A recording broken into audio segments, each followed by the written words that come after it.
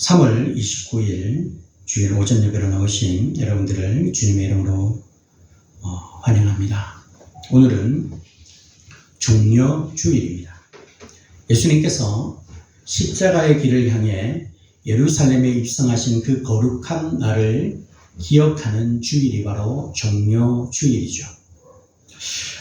오늘 저는 말씀을 전하면서 먼저 또 한 사람의 이야기를 들려드리면서 말씀을 시작하기를 원합니다. 때는 1948년입니다. 루마니아에서 있었던 일인데요. 루마니아의 그 공산주의 정권이 철권으로 이 나라를 장악하면서 교회들은 하나 둘 문을 닫아야 했습니다. 예수님의 이름을 공개적으로 부르는 것 자체가 목숨을 거는 그러한 일이었죠.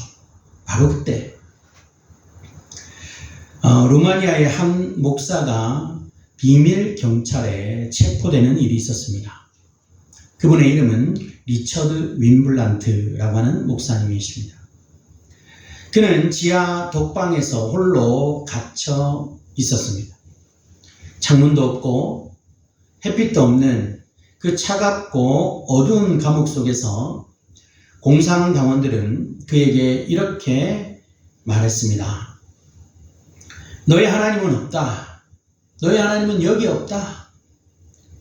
내가 아무리 외쳐봐도 아무도 듣지 않는다. 그러나 이 윈블란트 목사는 홀로 된 독방에서 찬양을 멈추지 않았습니다. 고문을 당하면서도 그는 시편 말씀을 읊었고 극도의 고통 속에서도 예수님을 왕으로 고백하는 것을 결코 멈추지 않았습니다. 훗날 그는 이렇게 회고하는 말을 했습니다. 그들은 내 입을 막을 수 있었지만 내 심령 속에서 울려 퍼지는 찬양은 막을 수 없었습니다. 예수님은 왕이십니다. 그 사실은 독방도 고문도 죽음도 지울 수 없습니다. 그는 14년이라고 하는 긴 세월을 감옥에서 갇힌 채로 보내었습니다.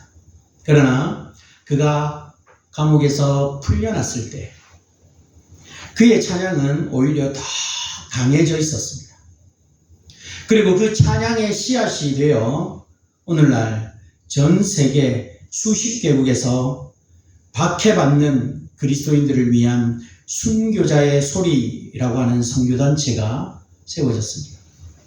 그리고 이 선교단체는 지금 저 북한 땅, 중국 땅, 지금도 그 순교, 박해를 받는 그런 나라들을 찾아가는 선교사들이 많이 세워지는 그런 선교단체로 세워졌다는 거죠. 여러분, 오늘 우리가 읽은 본문은요, 바로 이 진리를 가르쳐주고 있는 본문입니다. 예수님은 왕이십니다. 믿으십니까? 네. 그리고 그 왕의 영광은 아무도 막을 수가 없다는 것이죠. 심지어 사람이 침묵하게 되면 돌들이 소리 지를 것이다. 오늘 예수님은 그렇게 말씀하고 있습니다. 종려주일과 이번 고난주간을 맞이하면서 우리가 기억해야 할 것이 무엇인지 오늘 말씀을 통해서 함께 삼고해 보도록 하겠습니다. 첫째, 왕이신 예수님은 목적을 가지고 이 땅에 오셨다는 것입니다. 오늘 본문 28절 이 짧은 한 구절 속에 깊은 뜻이 숨겨져 있는데요. 신약 성경에 기록된 헬라어 원문에서 오늘 본문 앞서서라고 하는 오늘 본문의 말미에 28절 말미에 앞서서라고 이렇게 번역된 단어는요. 엠프로슈센이라고 하는 단어의 이 단어는 단순히 앞에 있다는 어떤 그런 공간적인 의미가 아니에요. 여기에는요, 목표를 향해 굳건히 나아간다라고 하는 이 교리와 방향성이 담겨져 있습니다. 누가는 바로 이 단어를 통해서 예수님께서 무거운 발걸음으로 그러나 확고한 의지로 예루살렘을 향하여 나아가고 계셨음을 밝히 드러내고 있다. 누가복음 9장 51절에 보면요, 예수께서 승천하실 기약이 차감해 예루살렘을 향하여 올라가기로 굳게 결심하시고 라고 기록하고 있습니다. 여기에 굳게 결심하다라고 하는 이 단어 역시 얼굴을 굳게 하셨다라고 하는 그런 표현입니다. 이 얼굴을 굳게 한 분이 이제 드디어 예루살렘의 그 문턱에 도달하셨다는 것.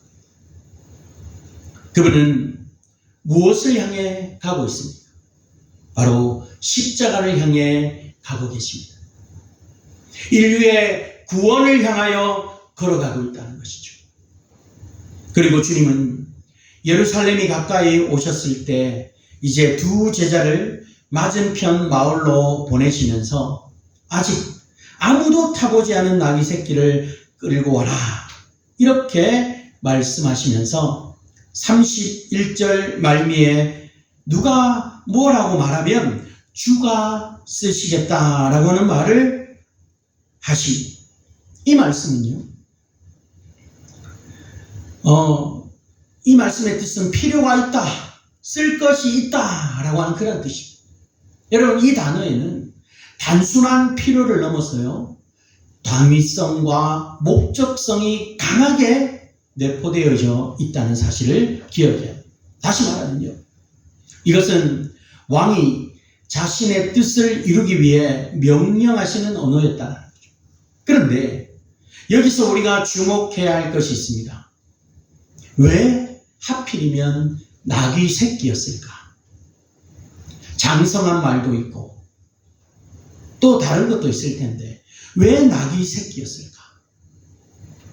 선지자 스가랴는요, 이렇게 예언을 합니다. 예수님이 오시긴 훨씬 전, 스가랴 9장 9절에서 시온에 따라 크게 기뻐할지어다, 예루살렘에 따라 즐거이 부르자. 보라, 내 왕이 내게 임하시나니 그는 공의로우시며 구원을 베푸시며 겸손하여서 나귀를 타시나니 나귀의 작은 곳 곧 나귀 새끼니라. 말을 탄 장군은 정복자의 상징, 그러나 나귀를 탄 왕은 평화의 왕을 상징합니다. 예수님은요, 군사력으로 오신 것이 아닙니다. 억압으로 오신 것이 아닙니다. 오히려 가장 낮은 자리에서 가장 겸손한 모습으로 우리를 구원하러 오셨다라고 하는 거죠. 칼빈은 이 대목에서 아주 통찰력 있는 말을 남겼는데요, 칼빈의 말은 이렇습니다. 그리스도께서 나귀를 끌어오도록 제자들을 보내신 것은 여행으로 피곤하셨기 때문이 아니라 다른 목적을 위해서였다. 자기 죽음의 시간이 다가오고 있었으며 주님은 이 엄숙한 의식으로 자기 나라의 본질을 보여주고 싶어 하셨다. 이 나라는 땅의 나라들과는 전혀 관계가 없으며 이 세상의 일시적인 부와 영화를 위해 세워진 것이 아님을 교훈하기 위하여 주님께서 이 방법을 택하신 것은 필요한 일이었다. 맞습니다. 예수님의 나라는 이 세상의 나라와는 다릅니다. 이 세상의 왕들은 화려한 병거와 갑옷으로 자신을 드러냅니다. 그러나 하늘의 왕은 빌려온 나귀 새끼를 타 안장도 없이 제자들의 겉옷이 깔린 그 등 위에 앉아 예루살렘으로 들어오십니다. 여러분, 얼마나 놀라운 역설입니까? 여러분, 혹시 지금 여러분의 삶에 예수님을 초청하기 어렵게 만드는 무언가가 있으십니까? 나는 너무 부족해서, 나는 너무 죄가 많아서, 나는 준비가 안 돼서, 이런 마음이 혹 있으십니까? 그러나 오늘 본문을 한번 보십시오. 예수님이 타신 나귀는 아직 아무도 타본 적이 없는 나귀의 새끼였습니다. 세상이 사용해 본 적이 없는, 세상의 논리로는 보잘것없는 그 나귀 새끼를 예수님이 직접 쓰시겠다 말씀하고 있다는 것이죠.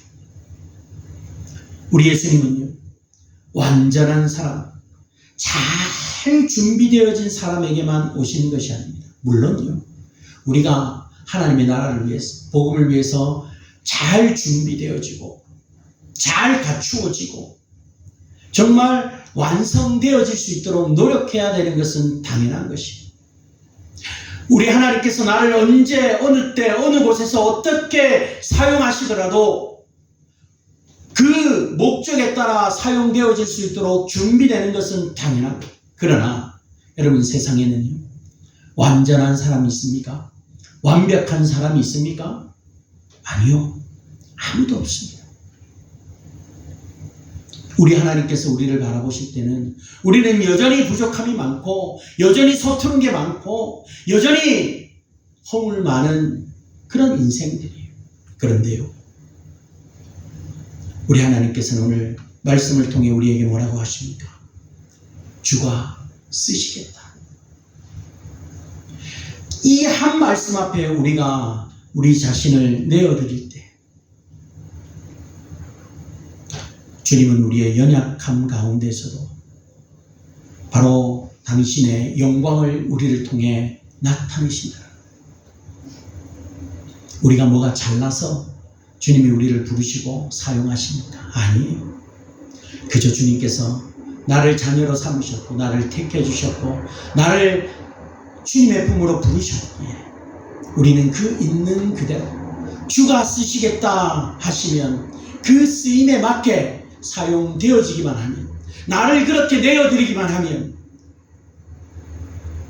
하나님께서 우리의 그 연약함을 들어 쓰셔서 하나님의 영광을, 나를 통해 그 하나님의 영광을 드러내신다는 사실, 우리가 이 사실을 기억하면서 하나님, 우리의 연약함조차도 사용하시는 그 하나님을 내가 찬양합니다. 내가 정말 왕이신 예수님의 목적을 이루기 위해서 그 목적대로 잘 사용되어지는 사람이 되게 하옵소서. 그렇게 고백할 수 있는 그런 인생이 되기를 원합니다. 두 번째는, 찬양은 보고 듣고 경험한 자들의 고백입니다. 오늘 본문 37절로 38절의 말씀에 보면요, 여기서 매우 중요한 표현이 나오는데요, 제자들이 왜 기뻐하며 하나님을 찬양했을까요? 본문은 명확하게 말하고 있죠.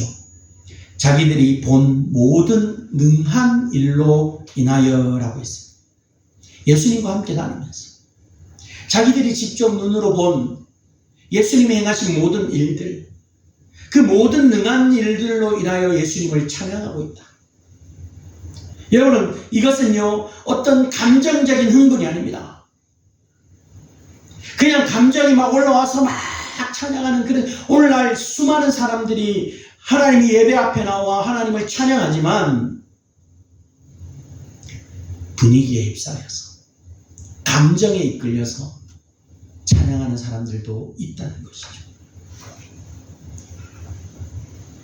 그러나 제자들의 이 찬양은 뭡니까? 체험에 근거한 고백입니다. 그들은 오병이어의 기적을 보았고, 귀신이 떠나가는 것을 보았고, 죽은 나사로가 무덤에서 살아나오는 것을 목도했습니다. 그런 살아있는 경험들이 이 감격적인 찬양으로 터져나온다. 그들이 외친 말 38절에 찬송하리로다 주의 이름으로 오시는 왕이여. 여러분, 이 말씀은요, 시편 118편 26절에 나옵니다. 여호와의 이름으로 오는 자가 복이 있습니다. 우리가 여호와의 집에서 너희를 축복하리로다.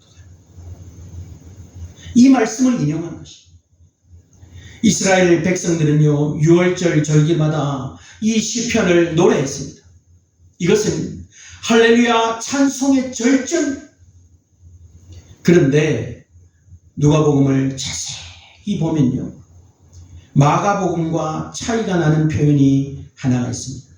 마가복음에는 마가복음 11장 9절은 시편 118편을 그대로 주의 이름으로 오시는 이여라고 기록하고 있습니다. 그런데 누가는요, 여기에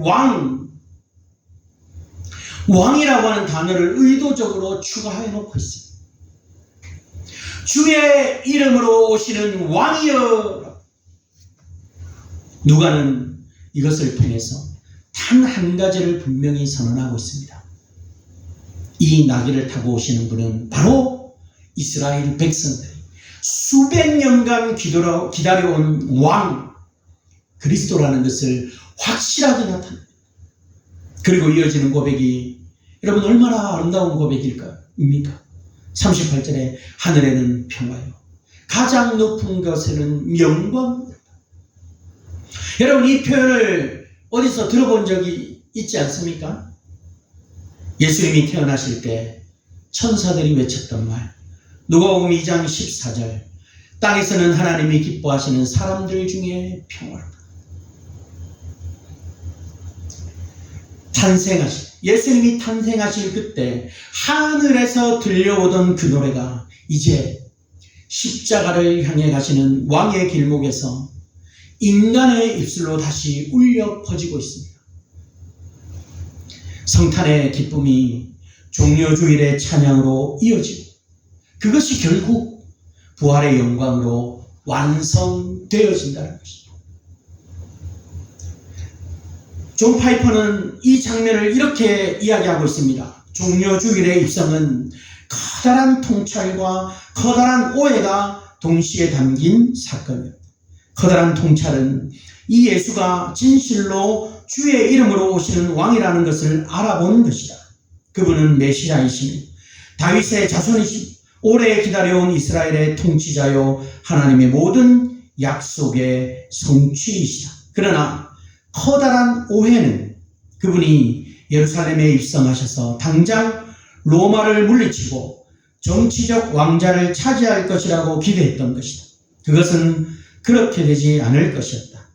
그분은 왕자에 오르실 것이지만 그것은 자발적인 고난과 죽음과 부활을 통해서일 것이다. 여러분, 군중은요, 예수님을 왕으로 알아보는 위대한 통찰은 있었지만 그 왕이 어떤 방식으로 하나님의 나라를 세우실지는 전혀 몰랐다라는 거죠. 그저 인간적인 눈으로 이 왕이 이제 오셔서 로마로부터 이제 로마의 그 압제로부터 우리를 해방시켜 주실 수 있는 그런 왕이야. 그들은 그렇게만 보았다라는 거죠. 그러나 놀라운 사실은 그들이 완전히 알지 못했을지라도 그 찬양이 결코 거짓은 아니었다는 것입니다. 예수님은 그 찬양을 받으셨습니다. 왜냐하면 그것이 비록 오해 위에 섞여 있을지라도 그분은 진실로 왕이시기 때문이라는 거죠. 여러분, 우리도 때로는 예수님을 완전히 알지 못한 채 그분을 따를 때가 종종 있습니다.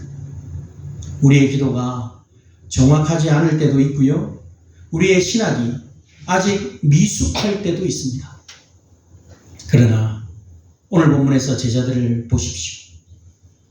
그들이 내어놓는 것은 완벽한 신학적 이해가 결코 아니었습니다. 그들이 내어놓은 것은 내가 직접 보고 경험한 것이었죠. 자기들이 본 모든 능한 일로 인하여라고 찬양이 나왔더라. 여러분, 오늘 여러분의 삶에서 예수님이 행하신 일을 기억해 보십시오. 바로 그 경험들이 여러분이 하나님을 찬양, 예수님을 찬양해야 할 연료가 되는 것입니다. 지금까지 나의 삶을 통해 이루어 가신 하나님의 일들, 나에게 정말 큰 은혜로 다가왔던 수많은 일들, 내가 하나님을 만났던 그 시간들, 이 모든 것들이요, 우리가 그분께 찬양을 올려드릴 수 있는 연료라는 거죠. 여러분들이 살아가는 그 이야기, 가정이 회복된 그 이야기, 절망 속에서 소망을 붙들게 된 그 수많은 이야기들, 바로 그것들이 오늘도 찬송하리로다, 주의 이름으로 오시는 왕이여라고 외치게 하는 힘이라고 하는 사실을 믿으시면서, 여러분, 우리가 찬양을 할 때, 우리가 하나님을 예배하는 그 순간순간 그저 분위기에 휩싸이고 그저 어쩔 수 없이 행하는 것이 아니라 나에게 역사하신, 내가 체험한 그 수많은 하나님의 은혜들이 그 찬양의 연료가 되어 뜨거운 마음으로 하나님께 찬양하고 예배하고 기도하는 그런 주의 성도들이 되시기를 바랍니다. 세 번째는, 우리가 침묵하면 돌들도 외치게 하십니다. 오늘 본문 39절로 40절의 장면은 정말 극적입니다. 수많은 제자들이 열렬히 하나님을 찬양하는 그 현장에 누가 있었느냐? 바로 바리새인들도 그곳에 함께 있었다는 사실이죠.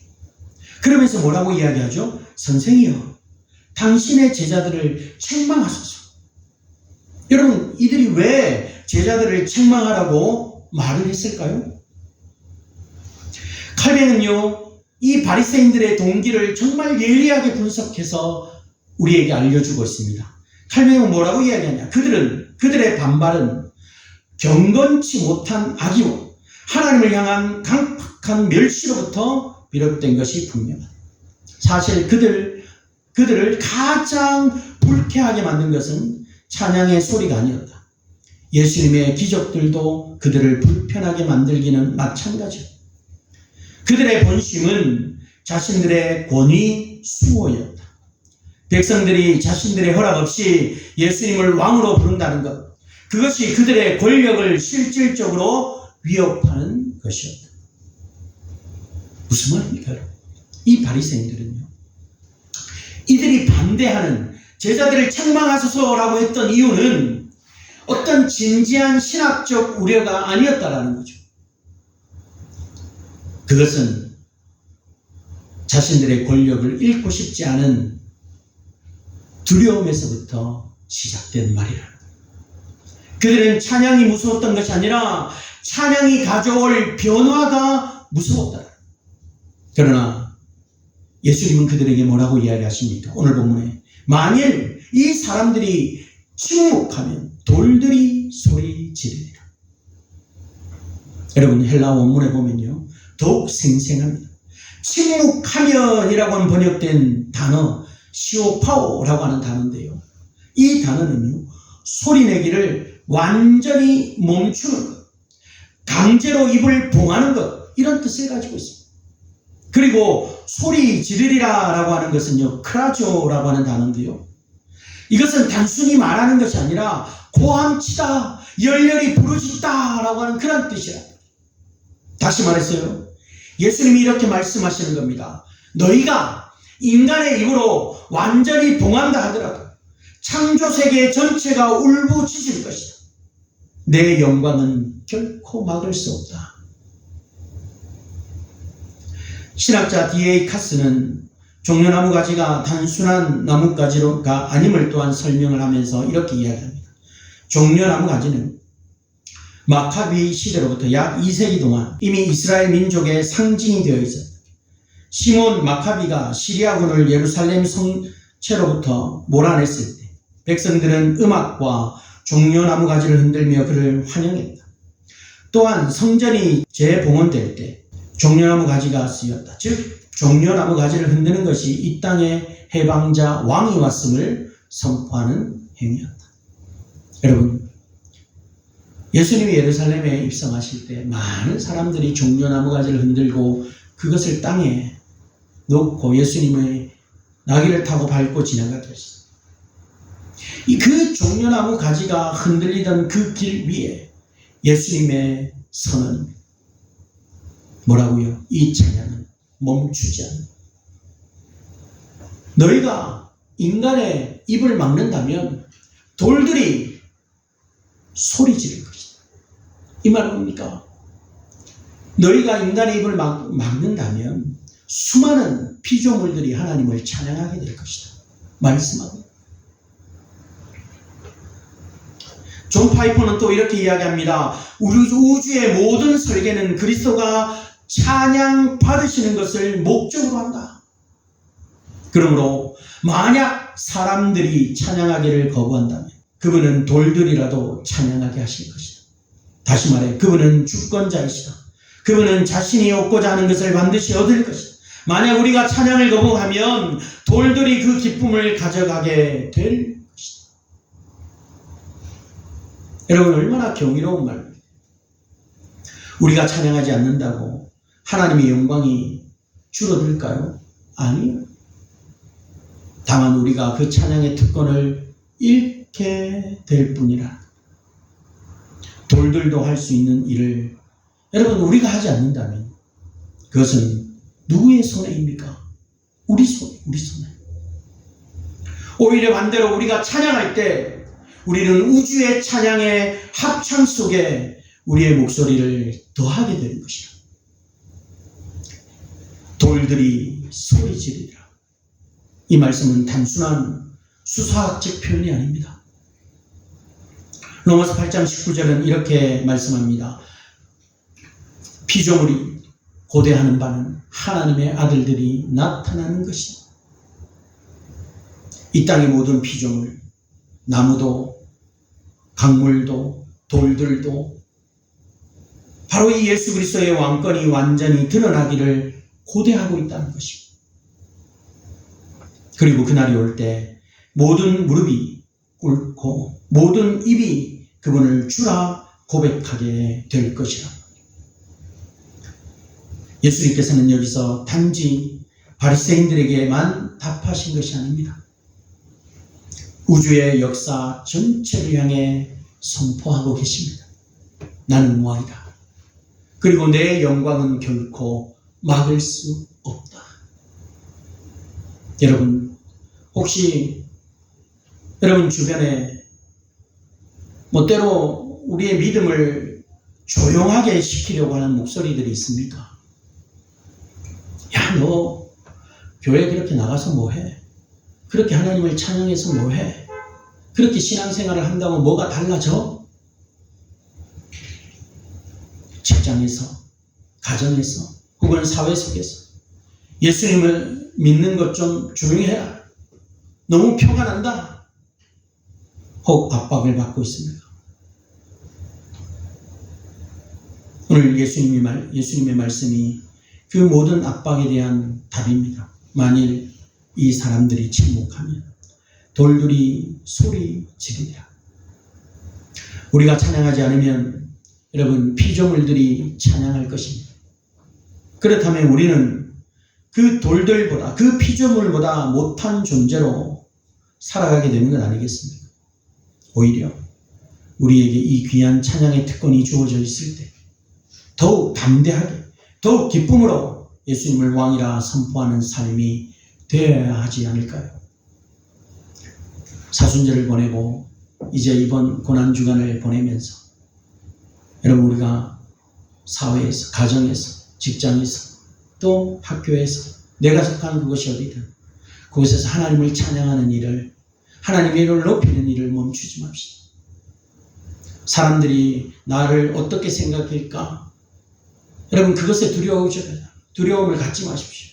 담대히 하나님 앞에 기도하는 모습을 보이고 하나님을 찬양하는 모습을 보이고 누가 뭐라 해도 우리가 그 하나님을 높여드리는 일에 그 일을 멈추지 맙시다. 만약 그 일을 우리가 멈추는 순간 하나님은 그것을 우리에게 빼앗아 가버려요.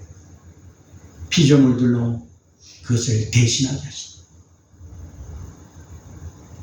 피조물보다 못한 존재가 만물의 영자인 우리가 하나님의 형상으로 지음받은 우리가 피조물보다 못한 존재가 되어서는 안 되지 않습니까? 우리의 온 마음을 다해 정말 하나님의 이름을 높이고 하나님을 찬양할 수 있는 그런 믿음의 성도들이 되시기를 바랍니다. 성도 여러분, 오늘 제가 설교를 시작하면서 말씀드렸던 리처드 윈블란트 목사의 이야기로 다시 한번 돌아가 봅니다. 그는 14년간의 투옥 생활을 마치고 서방 세계로 나왔을 때 기자들이 묻습니다. 당신은 그렇게 긴 세월 동안 어떻게 신앙을 지킬 수 있었습니까? 그 질문에 윈블란트 목사는 이렇게 답을 합니다. 저는 신앙을 지킨 것이 아닙니다. 예수님이 왕이시기 때문에 저는 그분을 부를 수밖에 없었습니다. 그것뿐입니다. 여러분, 진정한 찬양은요, 환경이 좋을 때 나오는 것이 아닙니다. 진정한 찬양은 예수님이 왕이심을 진심으로 믿을 때 나오는 겁니다. 독방에서도, 고통 가운데서도, 쏟아지는 핍박과 반대 앞에서도 그분이 왕이시기 때문에 우리는 찬양을 멈출 수가 없어야 하는 것입니다. 오늘 종료주일, 예수님은 2000여 년 전 그 길 위에서 나귀를 타고 오신 그 모습 그대로 우리 앞에 오십니다. 화려한 군마를 타고 오시는 정복자가 아니라 나귀 새끼를 타고 오시는 구원의 왕으로 오십니다. 겸손의 왕으로 오십니다. 십자가를 치러 오십니다. 그 왕을 바리새인들은 막으려 했습니다. 오늘도 세상은 우리를 막으려 합니다. 그러나 예수님은 선언하십니다. 만일 이 사람들이 침묵하면 돌들이 소리지르리라. 돌들도 외칩니다. 그렇다면 우리는 그리스도의 보혈로 구원받은 우리는 마땅히 외쳐야 하지 않겠습니까? 이번 한 주간 우리가 고난주간을 걸어가면서 우리도 제자들처럼 우리가 직접 보고 들은 능한 일들을 기억하면서 담대하게 이 고백을 드립시다. 찬송하리로다. 주의 이름으로 오시는 왕이요, 하늘에는 평화요, 가장 높은 곳에는 영광이로다. 이 찬양을 그 누구에게도 빼앗길 수 없다는 마음으로 고난주간 독생자를 아낌없이 내어주신 하나님의 사랑과 죽기까지 우리를 사랑해 주신 예수님의 그 크고 깊은 사랑을 찬양하고 감사하며 살아가는 그런 성도들이 되시기를 주의 이름으로 축원합니다.